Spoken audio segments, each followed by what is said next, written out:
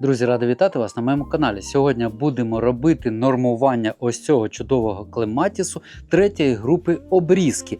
Зараз подивимося і я розповім, як це правильно зробити і що нам це дасть. Навесні з рослинами дуже багато роботи, і від того, скільки часу ми їм зараз приділимо по догляду, буде залежати, як вони нас невдовзі за це віддячать. Давайте розберемо, що таке клематіс третьої групи обрізки. Це клематіси, які восени ми зрізаємо повністю, не залишаючи над поверхнею майже нічого.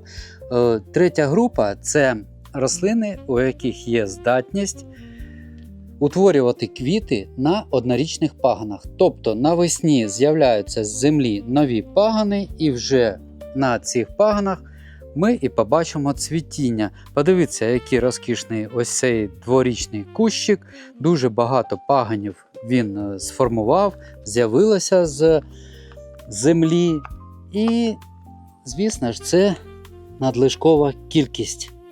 Така борода, вона буде плутатись між собою, пагони будуть конкурувати за світло, за простір, за вентиляцію, а коріння не будуть в змозі забезпечити всі ось ці пагони достатньою кількістю живлення, і відповідно квіти на такої кількості ось цих пагонів будуть дрібненькі, бліденькі і невиразні. Зараз ми прорідимо і все буде добре. Вже є у нас з минулого року ось така сіточка по сіточці, і будемо запускати.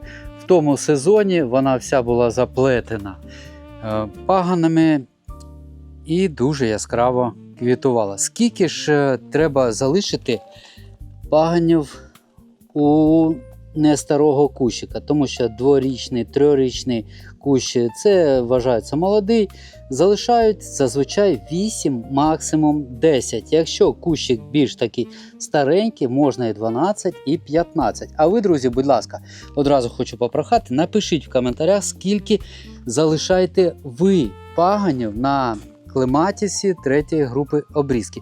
І взагалі ви проводите таке нормування.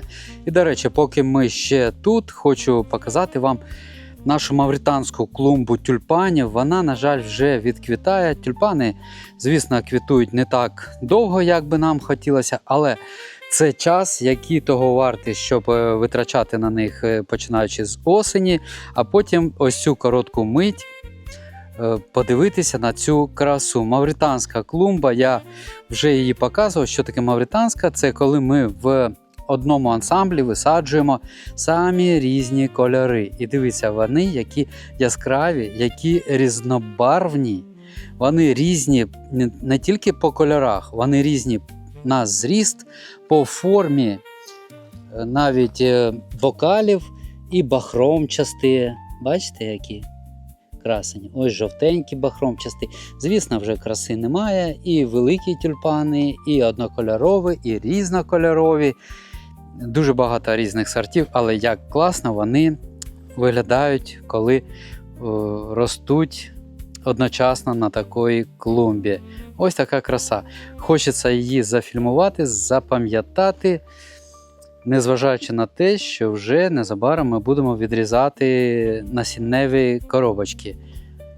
Так що, друзі, якщо хочете на наступний рік спробувати виростити таку красу, різні кольори, різні сорти, саджайте в перемішку і побачите, подивитесь, потішите себе ось такою красою. Але давайте все ж таки повернемось до нашого клематісу. Бажано залишити самі потужні пагони, але вони у нас більш-менш однакові, тому починаємо вирізати ближче до середини, намагаючись розподілити залишені пагони потім більш-менш рівномірно, щоб не було два поруч і таке інше.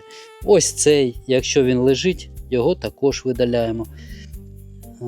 Дуже багато їх, по 2, по 3 одночасно можна вирізати і не жалкувати. Хоча буває таке, що дуже шкода, хочеться залишити побільше, але повірте, друзі, це побільше нічого хорошого вам не принесе.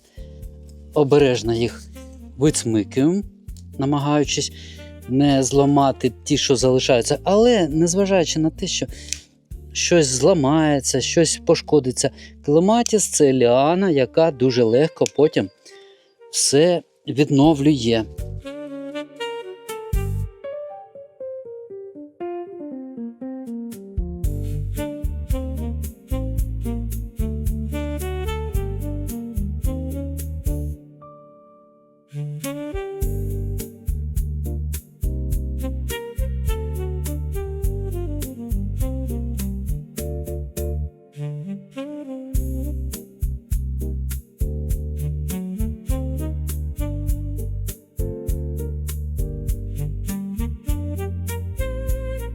Ось такий віник ми щойно видалили з цього кущику. Як бачите, паганів стало набагато менше і їм стало набагато просторіше.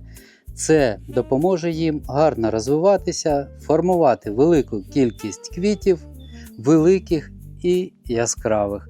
Ми їх закріпили по опорі. І останній штрих, який можна зробити і потрібно навесні з клематісом, це провести підживку. Ось такий кущик краще за все прямо зараз підживити добривом універсальним з формулою на кшталт 20 азоту, 20 фосфору, 20 калію. Ми провели підживлення трішки раніше, коли кущик був поменше, і там ми додавали ще більше азоту, за рахунок чого він швидше почав розвиватися. Але якщо у вас в такому розвитку клематіс, то універсальне збалансоване добриво цілком буде доречним. І до речі, друзі, якщо ви зараз в пошуку гарних клематісів, якими можна було б прикрасити свою ділянку, я посилання залишу в описі під цим відео, де я замовляв оцей чудовий голландський клематіс. Більше 50 сортів, а по промокоду «Наша дача» вам буде окрема знижка мінус 10% на будь-які рослини з інтернет-магазину Florium. Так що переходьте, дивіться, якщо щось подобається, звісно ж, замовляйте. А на цьому моє відео завершую. Дякую всім за увагу. Бажаю вам гарних рослин, міцного здоров'я та мирного неба над головою. А до цього клематісу ми повернемось з вами разом, коли він зацвіте. А можливо, трішки раніше, якщо щось будемо з ним важливо робити. На цьому завершую. До побачення.